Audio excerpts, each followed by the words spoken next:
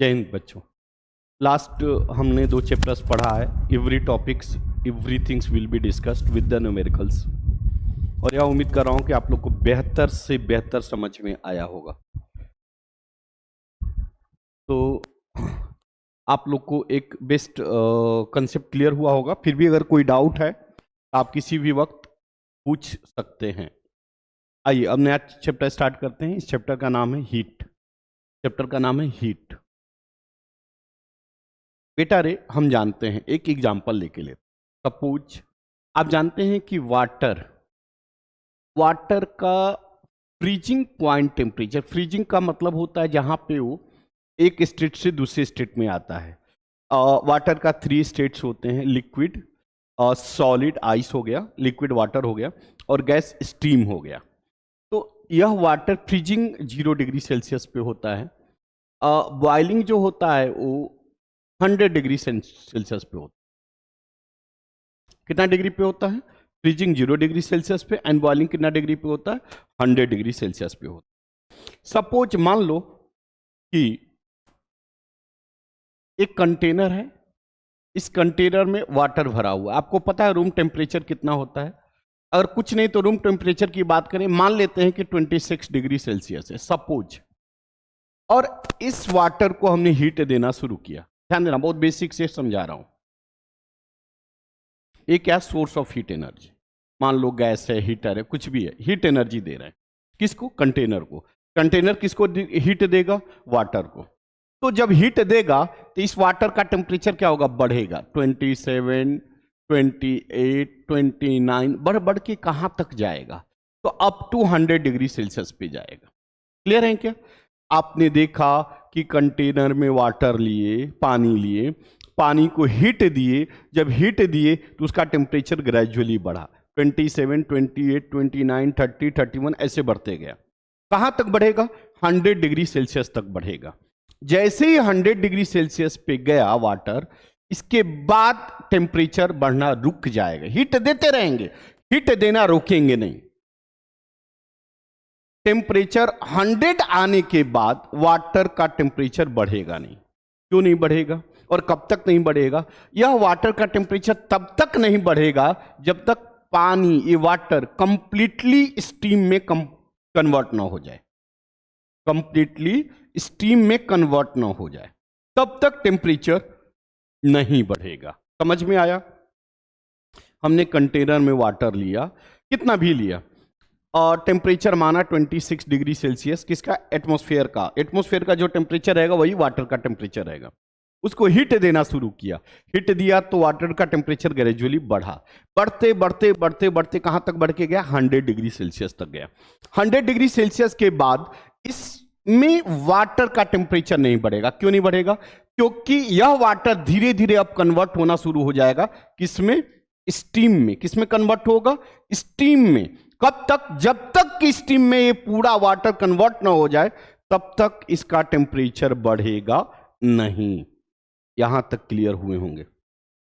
और इसी amount of heat, कौन से अमाउंट ऑफ हीट? जो कि टेम्परेचर बदल नहीं रहा है, लेकिन इसका क्या फेज चेंज हो रहा है। कैसे? वाटर से स्टीम में। वाटर से स्टीम में जो कन्वर्ट करने के लिए जितना अमाउंट ऑफ हीट एनर्जी चाहिए, that much amount of heat energy is called latent heat. अब ठेठ भाषा में सुनिए, छोटे लैंग्वेज में। आपको पता है वाटर का 3 स्टेट मैं पहले बताया, आइस, वाटर एंड स्टीम। अगर वाटर को हीट देते जाएं तो टेम्परेचर ग्रेजुअली बढ़ते जाएगा एक सर्टेन लिमिट तक। एक समय आके, वो समय क्या होगा? जब टेम्परेचर, वाटर का टेम्परेचर 100 डिग्री सेल्सियस हो जाए। उसके बाद भी हीट देंगे तो उस पानी का टेम्परेचर ग्रेजुअली बढ़ना कांस्टेंट हो जाएगा, और पानी का फेज चेंज होना शुरू हो जाएगा। मतलब मॉलिक्यूलर अरेंजमेंट चेंज होगा। पानी लिक्विड के फॉर्म में वो किस में कन्वर्ट होना शुरू होगा? स्टीम में कन्वर्ट होना शुरू होगा। कब तक यह ऐसा होगा? जब तक कि कंटेनर में जितने भी पानी है कंप्लीटली स्टीम में ना कन्वर्ट हो जाए, तब तक उसका टेम्परेचर चेंज नहीं होगा। और इसी अमाउंट ऑफ हीट एनर्जी जो कि कांस्टेंट टेम्परेचर पे, कांस्टेंट टेम्परेचर क्या है? 100 डिग्री सेल्सियस, क्योंकि टेम्परेचर बढ़ेगा नहीं, कब तक नहीं बढ़ेगा? जब तक कि कंप्लीटली वाटर किस में कन्वर्ट ना हो जाए, स्टीम में कन्वर्ट ना हो जाए। उसी अमाउंट ऑफ हीट एनर्जी को क्या कहते हैं? Latent heat. क्या कहते हैं? Latent heat. तो लेटेंट हीट किसे कहते हैं बच्चा? The required amount of heat energy for unit mass of substance. Unit बोले तो कुछ दिए हुए मास, 1 kg 1 ग्राम के मास को, किस चीज के, किसी भी सब्सटेंस को वन फेज बोले तो या तो सॉलिड से लिक्विड, या लिक्विड से क्या वेपर, या वेपर से लिक्विड, या लिक्विड से सॉलिड, दिए गिवन अमाउंट ऑफ क्या स्टेट में, गिवन अमाउंट ऑफ मटेरियल को वन स्टेट से दूसरे स्टेट में ले जाने में जो अमाउंट ऑफ हीट एनर्जी चाहिए, उसी अमाउंट ऑफ हीट एनर्जी को क्या कहते हैं? Latent. Convert the phase from one phase to another phase. देखिए यहां पे लिखा है the amount of heat energy absorbed at constant temperature, बताए थे ना, by unit mass of a solid और to convert into liquid phase. यहां पे सॉलिड टू लिक्विड दिया है, to convert into solid to liquid phase is called, क्या कहते हैं? Specific heat of fusion. यहां पे देखो एक बात और बता देता हूं, लैटेंट हीट कितने टाइप्स के होते हैं? लैटेंट हीट किसे कहते हैं? तो the required amount of heat energy at constant temperature to convert unit mass of substance from one phase to another phase is called, क्या कहेंगे? Latent heat. लैटेंट हीट कितने टाइप्स के होते हैं रे बच्चा? 3 तरह के होते हैं। कौन कौन? Latent heat of fusion,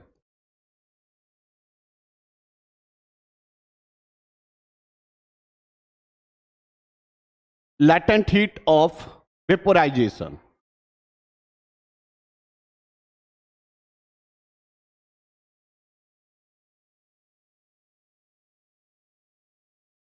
and latent heat of sublimation.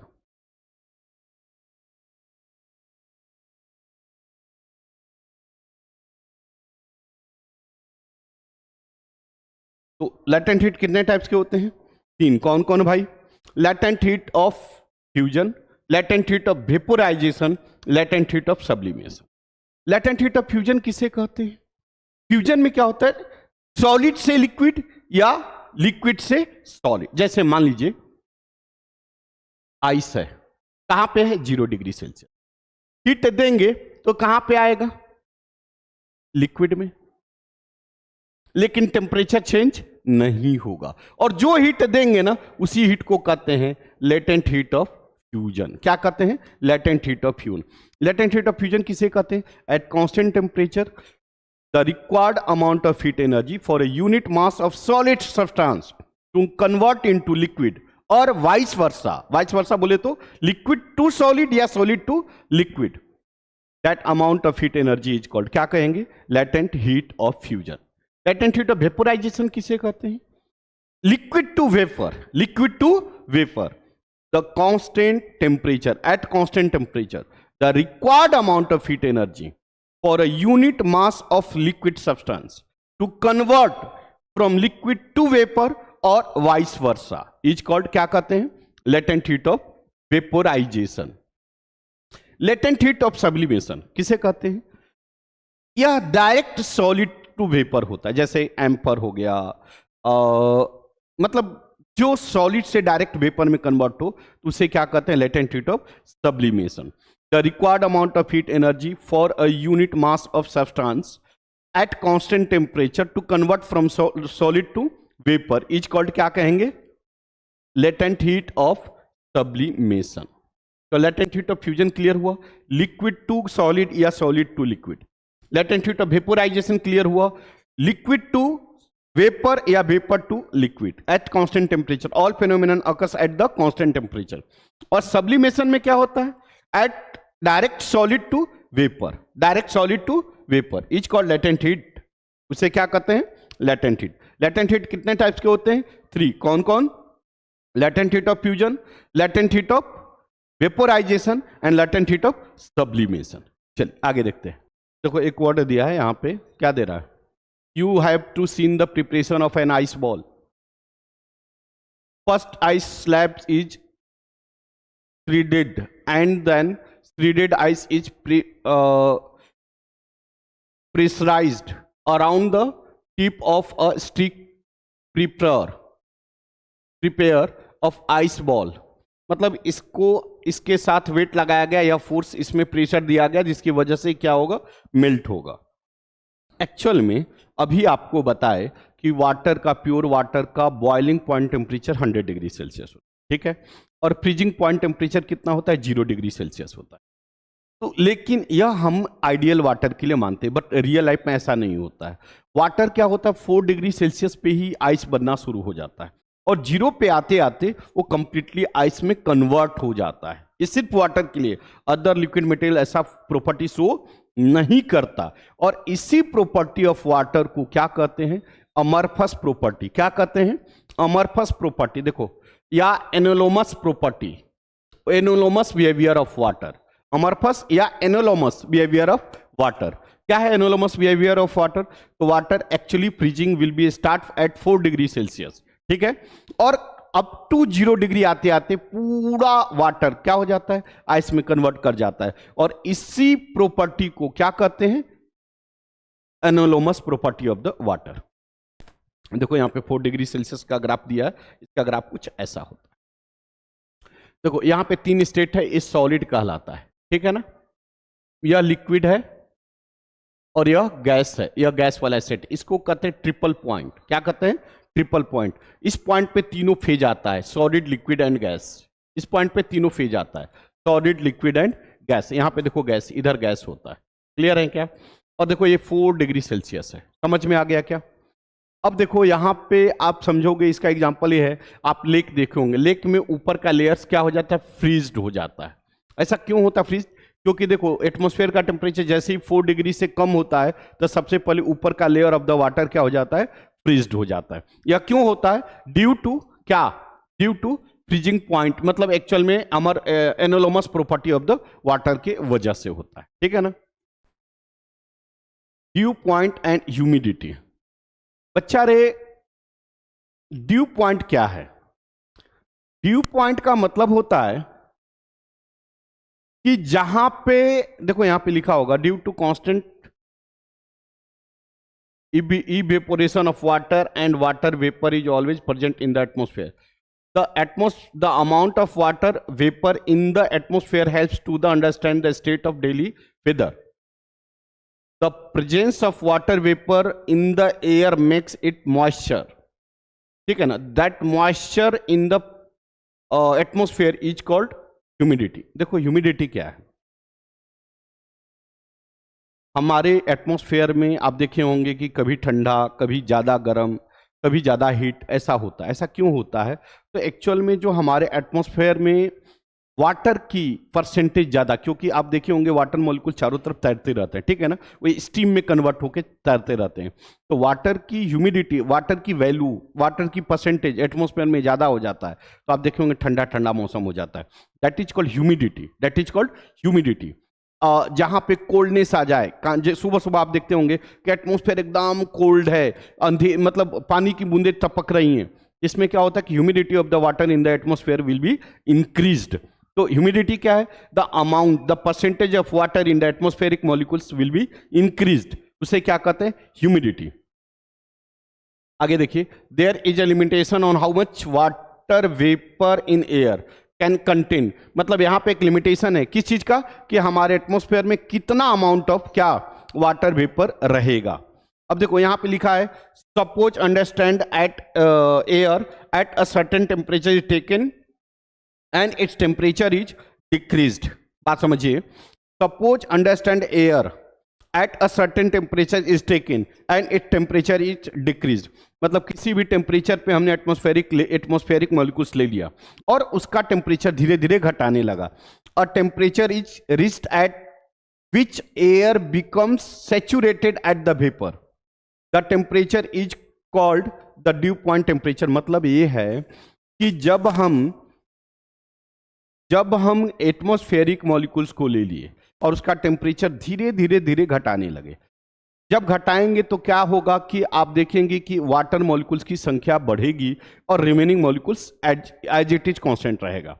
लेकिन एक सर्टेन टेम्परेचर के बाद वह सेचुरेट हो जाएगा। सेचुरेट हो जाएगा का मतलब वाटर मॉलिक्यूल्स की संख्या, वाटर मॉलिक्यूल्स का अमाउंट बढ़ेगा नहीं, ना ही अदर मॉलिक्यूल्स का अमाउंट बढ़ेगा, बल्कि कांस्टेंट हो जाएगा। And that point temperature is called due point temperature. मतलब एक ठेठ भाषा में सुनो कि मान लो कि अभी रूम का टेम्परेचर 30 डिग्री सेल्सियस है, सपोज मान लिया, या बाहर का टेम्परेचर 30 डिग्री सेल्सियस है, तो उस केस में उस एटमॉस्फेरिक मॉलिक्यूल्स में कुछ वाटर मॉलिक्यूल्स होंगे, कुछ एयर मॉलिक्यूल्स होंगे।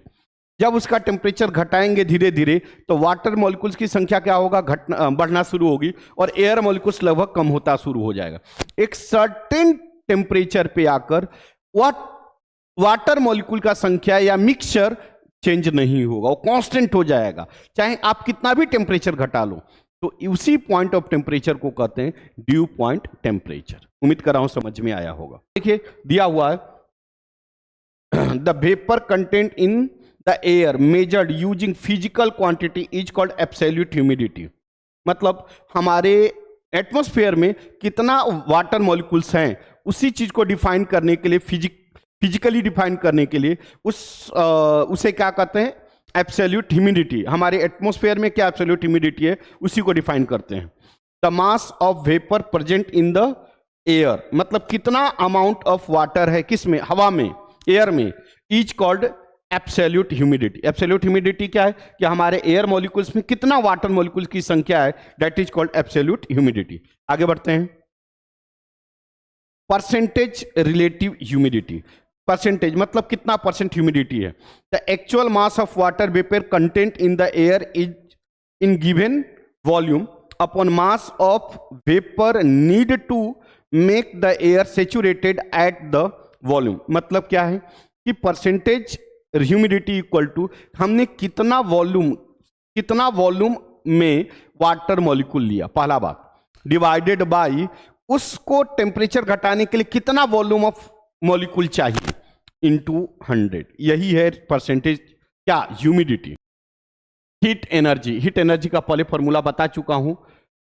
हीट एनर्जी का फॉर्मूला होता है m c delta T. m mass of substance, m mass of substance, ठीक है। इसका यूनिट ग्राम या केजी होता है, ग्राम सीजीएस में, केजी एसआई में। नेक्स्ट है सी को कहते हैं स्पेसिफिक हीट कैपेसिटी। सी को क्या कहते हैं, स्पेसिफिक हीट कैपेसिटी। और डेल्टा टी को कहते हैं चेंज इन टेम्परेचर। क्या कहते हैं, चेंज इन टेम्परेचर, ठीक है ना। एम क्या है, मास ऑफ सब्सटेंस, और सी क्या, स्पेसिफिक हीट कैपेसिटी, और डेल्टा टी क्या, चेंज इन टेम्परेचर। और एक किसका फॉर्मूला है, हीट एनर्जी का। हीट एनर्जी का यूनिट क्या होता है, दो होता है, एक होता है SI unit,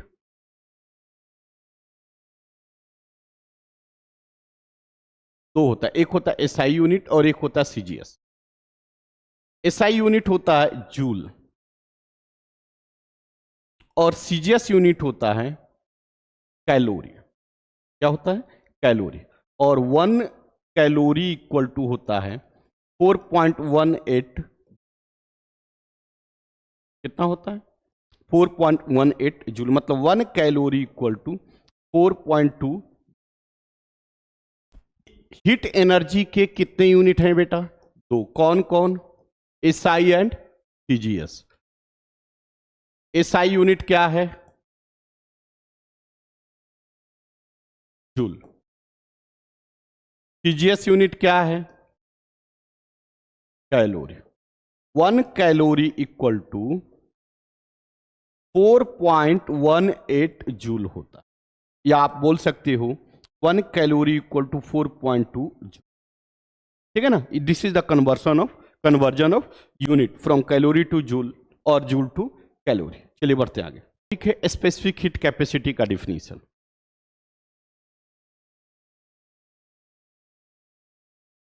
definition of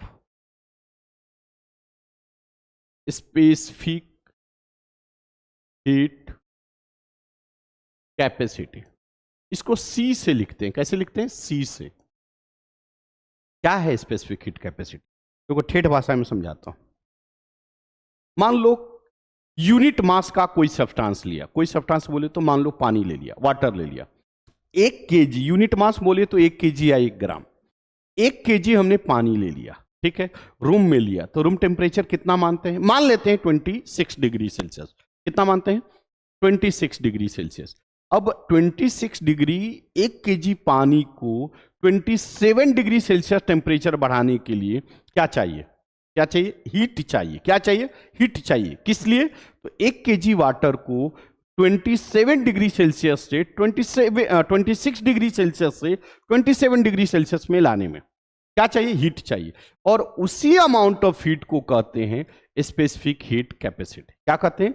specific heat capacity. इसे सुनिए, the required amount of heat energy, the required amount of heat energy for a unit mass of substance, किस कौन से mass? Unit mass of substance, to increase its temperature by 1 degree Celsius is called, क्या कहते हैं?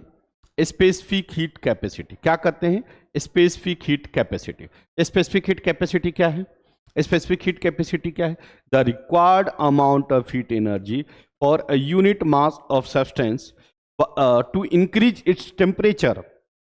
Actual में इसका definition ये था ना कि 13.3 डिग्री सेल्सियस टू 14 देखिए आपके बुक में दिया है 14.5 degree Celsius to 15.5 degree Celsius तक टेम्परेचर बढ़ाने के लिए जो हीट चाहिए उसी हीट को कहते हैं, क्या कहते हैं? Specific heat capacity. यहां पे देखिए लिखा है the amount of heat necessary to raise the temperature of 1 gram of water by 1 degree Celsius from 14.5 degree Celsius to 15.5 degree Celsius is called, क्या कहते हैं? Specific heat capacity. यहां पे देखो 1 कैलोरी दिया है, that is also both are same. Clear है क्या? तो क्या है specific heat capacity? The amount of heat energy for a unit mass of substance to increase by 1 degree Celsius और 1 kelvin for a unit mass of substance is called, क्या कहते हैं? Specific heat capacity या 1 calorie या 1 calorie. 1 kilo calorie क्या है? 1 kilo calorie, मैं last lecture में बताया था, किलो का मतलब 1000 होता है। क्या होता है? 1000। और कैलोरी मतलब 1 किलो कैलोरी में आएगा 1000 कैलोरी। कितना आएगा? 1000 कैलोरी। आपको स्पेसिफिक हीट कैपेसिटी बता, देखिए यहाँ पे फॉर्मूला दिया है। ये किसका फॉर्मूला है? हीट एनर्जी का। हीट एनर्जी का क्या फॉर्मूला है? mc delta T. एम बोले तो मास ऑफ सब्सटेंस, सी बोले तो स्पेसिफिक हीट कैपेसिटी, और डेल्टा टी बोले तो चेंज इन टेम्परेचर। और कभी यूनिट पूछे स्पेसिफिक हीट कैपेसिटी का तो कैसे निकालेंगे? Delta Q equal to M into C into delta T. T का फॉर्मूला निकाल दो तो यह जाकर सी इक्वल टू क्या आ जाएगा? Delta Q by M into delta T. यहाँ पे हीट का क्या ऐसा यूनिट होता है? जूल। मास का क्या होता है? केजी। टेम्परेचर का क्या होता है? केल्विन। क्या आ जाएगा? जूल पर केजी केल्विन। यदि सीजीएस यूनिट की बात करें तो यह क्या हो जाएगा?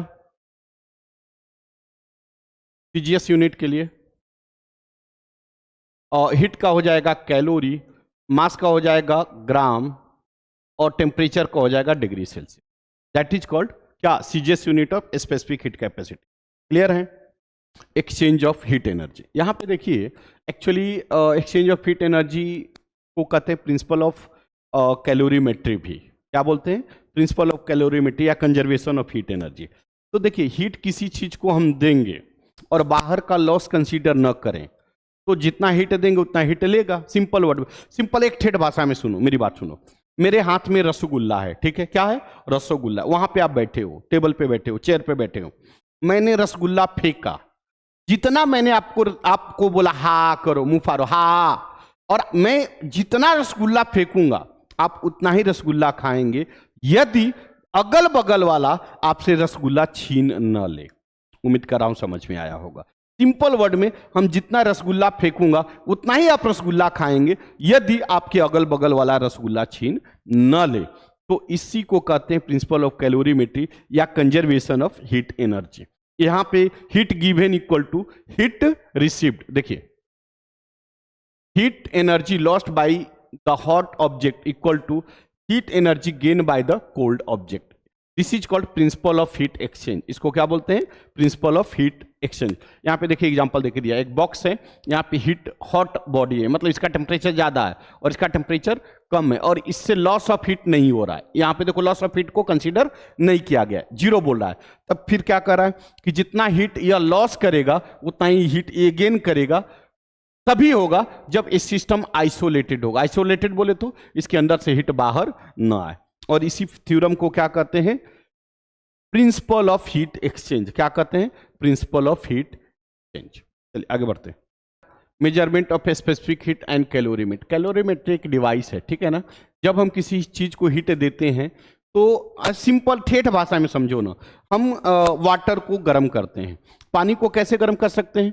तो पानी के ऊपर मतलब गैस के ऊपर पानी गिरा देंगे तो क्या गर्म हो जाएगा? क्या नहीं गर्म होगा। क्यों नहीं होगा? क्योंकि गैस के ऊपर यदि पानी डाल देंगे तो पानी गैस क्या हो जाएगा? बंद हो जाएगा। तब फिर पानी को गर्म करने के लिए क्या करते हैं? हम बर्तन में पानी डालते हैं। क्या करते हैं? बर्तन में पानी डालते हैं। पहले बर्तन गर्म होता है, तब फिर उसके बाद हीट किसको जाता है? वाटर को जाता है। और इसी कंसेप्ट को क्या कहते हैं? यहां पे देखो लिखा हुआ measurement of specific heat and calorimetry. तो देखिए यहां पे क्या लिखा हुआ है? Heat lost by the solid object equal to heat gain by water in calorimetry plus heat gain by the calorimetry. ठीक है ना। यहां पे कैलोरीमेट्री हम क्या बोल सकते हैं? एक बर्तन बोल सकते हैं, क्योंकि बर्तन नहीं लेगा जब तक हीट तब तक पानी को हीट नहीं जाएगा। क्लियर है क्या? Heat lost by the solid object equal to mass of the solid object into specific heat capacity into decrease in its temperature. अभी कुछ देर पहले बताए थे हीट एनर्जी का formula, mass of substance, specific heat capacity और change in it temperature. यही आपको ये दिया हुआ है। क्लियर है क्या? ये हीट एनर्जी का फॉर्मूला है। Lost by the hot object equal to heat gain by the calorimeter plus heat gain by the water. Heat gain by the calorimeter plus heat gain by the water. मतलब simple word में gas के द्वारा heat जो दिया जाएगा, पहले कौन लेगा? बर्तन लेगा, प्लस उसके बाद कौन लेगा? वाटर लेगा। समझे क्या? यह टोटल हीट इक्वल टू कितना हो जाएगा? Heat given to the water. क्योंकि टोटल हीट को गर्म करने के लिए बिना बर्तन के गर्म किए हुए हम हीट नहीं, पानी को नहीं दे सकते। क्लियर है क्या? अब ये क्वेश्चन दिया है, how much heat necessary to raise the temperature of 5 kg of water from 20 degree Celsius to 100 degree Celsius. मतलब मास ऑफ वाटर दिया है कितना? 5 kg।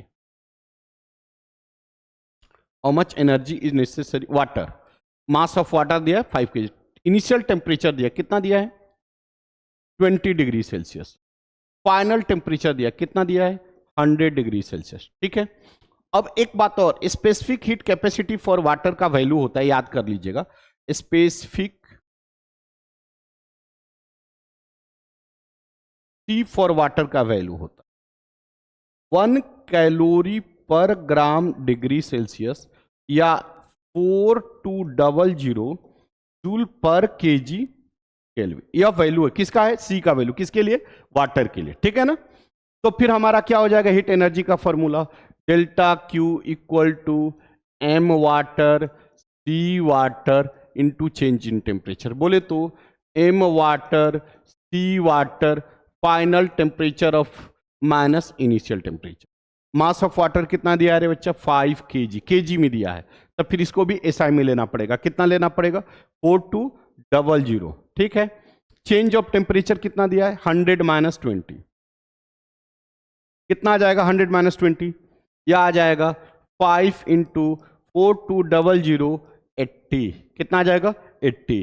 कितना आ जाएगा रे बच्चा? इसको कैलकुलेट करोगे तो देखो 8 5 40,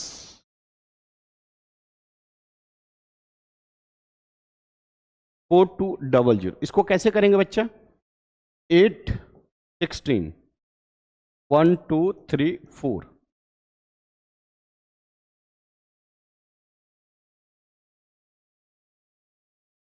अब इसको किलो में अगर कन्वर्ट करें तो 3 जीरो हटा देंगे, क्या आ जाएगा? इतना जूल। इतना जूल, किलो जूल। कितना आ जाएगा?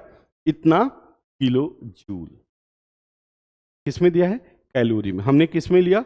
जूल में। कितना आएगा? इतना किलो जूल। चलिए आगे बढ़े। आप कैलोरी में कन्वर्ट कर सकते हैं कैसे? 4.2 से डिवाइड करके। अ कॉपर स्फेयर ऑफ 100 ग्राम, एक स्फेयर है जिसका मास कितना है 100 ग्राम है. Mass is heated to raise its temperature to 100 degree Celsius and is release to water at 195 gram and temperature 20 degree Celsius. देखो एक कॉपर है जिसका मास इतना दिया है, उसका टेम्परेचर कितना, इसका टेम्परेचर कितना है 100 डिग्री सेल्सियस. ठीक है बेटा, कह रहा है एंड रिलीज इन वाटर, इसको पानी के अंदर डाला गया. जब कब डाला गया, पानी का मास कितना था 195 ग्राम. ठीक है, और इसका टेम्परेचर कितना था 20 डिग्री सेल्सियस. किसका, पानी का. In the copper calorimeter, if the mass of the calorimeter is, mass of the calorimeter बोले तो बर्तन का मास हो दिया था. मास ऑफ कैलोरीमीटर कितना दिया है 50 ग्राम. क्लियर है क्या. Then what will be the maximum temperature of water, मतलब मिक्सचर का टेम्परेचर कितना होगा. तो एकदम बेसिक कंसेप्ट. हीट देने वाला कौन है, स्फेयर. स्फेयर बोले तो यहां पे देखो लिखा हुआ कॉपर स्फेयर. और हीट लेने वाला कौन कौन है, दो. कौन कौन, बर्तन बोले तो कैलोरीमीटर, और दूसरा कौन है वाटर. ये दोनों हीट लेगा. तो हीट गिवन बाय कौन बेटा, copper sphere, equal to heat received by कौन कौन, कैलोरीमीटर बोले तो बर्तन, प्लस और कौन वाटर. ये दोनों मिलके हीट ले रहा है. क्लियर है क्या. और इसी को कहते हैं, क्या कहते हैं, प्रिंसिपल ऑफ कैलोरीमेट्री. ठीक है ना. देखो यहां पे लिखा है heat gain by the water equal to mass of water into specific heat capacity of water into increase in its temperature. समझे क्या. यह हीट दे रहा है, देने वाला हीट है. कौन देने वाला है, a copper wire. M mass of copper, specific heat capacity of copper दिया होगा कहीं ना कहीं. स्पेसिफिक हीट कैपेसिटी कहीं ना कहीं दिया होगा कॉपर का. कहां दिया, देखो यहां पे दिया. ठीक है. उसके बाद फिर क्या कहलाता है, चेंज ऑफ टेम्परेचर. टी क्या है, तो माना कि हीट लॉस करके कॉपर टी पे आएगा. और टोटल मिक्सचर बोले तो बर्तन और पानी, हीट लेकर कहां पे आएगा, टी पे. क्योंकि दोनों का मिक्सचर का टेम्परेचर मस्ट भी क्या होना चाहिए, सेम होना चाहिए. तो फिर क्या हो जाएगा, heat gain by the water. यहां पे देखो वाटर हीट गेन कितना करेगा, तो मास of water, specific heat capacity of water, और टी -20. टी क्या है, टेम्परेचर, मिक्सचर का टेम्परेचर, और 20 क्या है, इनिशियल टेम्परेचर ऑफ वाटर. और यहां पे बर्तन बोले तो कैलोरीमीटर का मास ऑफ कैलोरीमीटर देखो दिया हुआ है, कितना दिया है 50 ग्राम. कहां दिया है 50.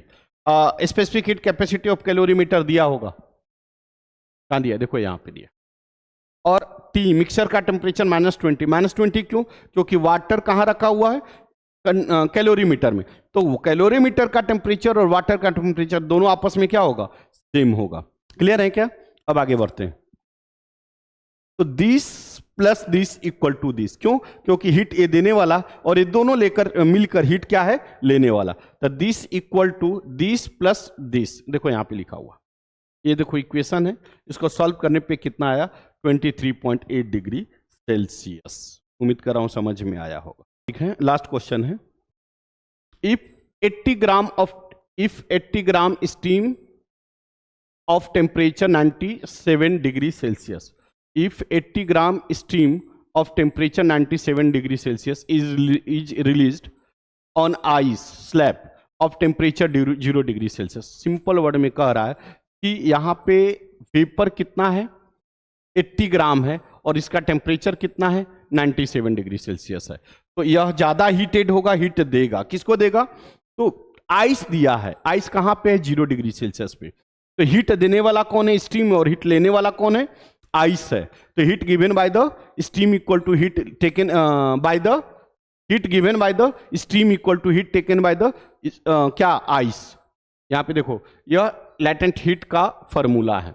एम क्या होता है, मास यहां पे दिया है. और एल एफ वेपर के लिए, वाटर के वेपर के लिए लैटेंट हीट ऑफ फ्यूजन का वैल्यू है 80 लेटेंट फॉर वाटर के लिए लेटेंट हीट ऑफ फ्यूजन का वैल्यू है 80 कैलोरी पर ग्राम, जबकि वेपर के लिए है, स्टीम के लिए है 540। कितना है? 540। या फ्यूजन बोले तो सॉलिड टू लिक्विड, वेपर बोले तो लिक्विड टू स्टीम। समझे क्या? तो देखिए यहां पे दिया है m 540 क्या है? स्टीम के लिए है। तो 80 into 540 equal to mass of steam कितना दिया है?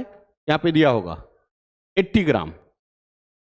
चेंज ऑफ टेम्परेचर कितना? 97 दिया था, 97 माइनस 0। और specific heat capacity of water कितना होता है? 1। इसको कैलकुलेट करने पे कितना आ गया? इतना हीट चाहिए। इतना हीट क्या हो गया? बच गया। इतना हीट के बराबर आइस क्या, स्टीम क्या हो गया?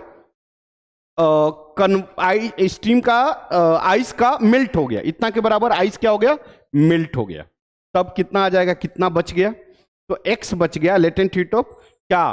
Fusion into 5। इतना 5980 इतना रिमेनिंग है, ये बचा है रिमेनिंग अमाउंट, रिमेनिंग। ठीक है, तो कितना आ जाएगा? लेटेंट हीट ऑफ फ्यूजन कितना होता है? 80। x का वैल्यू आ गया इतना ग्राम। मतलब कि आइस और स्टीम को मिक्स किए तो स्टीम ने हीट दिया और आइस ने हीट लिया। जो मिक्सचर हुआ वह मिक्सचर में कौन बच गया भाई? तो दोनों। कितना? आइस इतना ग्राम और रिमेनिंग जो था वो क्या किस में कन्वर्ट हो गया? वाटर में रह गया। ठीक है ना? तो इतना amount of heat will be remaining. कैसे निकाले? तो heat given by the steam equal to heat taken by the ice. Simple concept है। ठीक है, थैंक यू, जय हिंद।